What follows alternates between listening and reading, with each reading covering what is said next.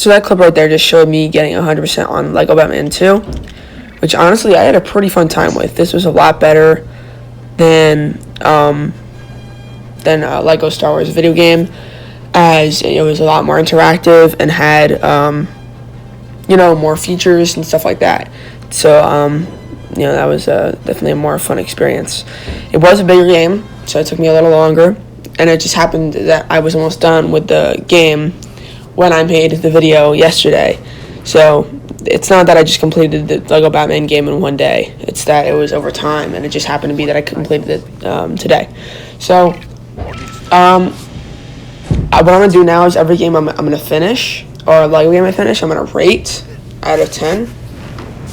So I'm going to rate the Lego Star Wars video game real quick. So, overall it was fun to do, but the levels were bland, and grinding for that million stud extra, the invincibility one, wasn't very fun.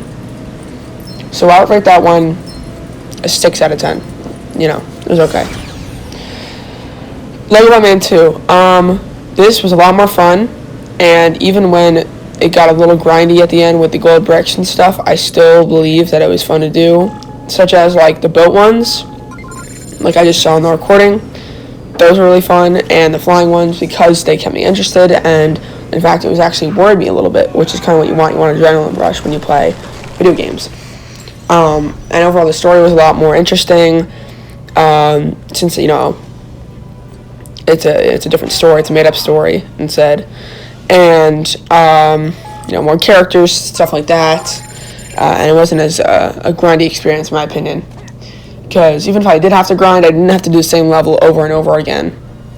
So I would rate Lego Batman 2, I'd rate it an 8 out of 10. And that's not based off nostalgic experience. Nostalgic experience. Because, yes, it's a little bit nostalgic, but I'm not basing it off of that. But yeah, I think it was a pretty fun game to play. I don't know if it's going to be my top 10 Lego games, because I feel like Lego Marvel Superheroes was a little better than that, but I'll review that once we're done. Once I get the clip for that.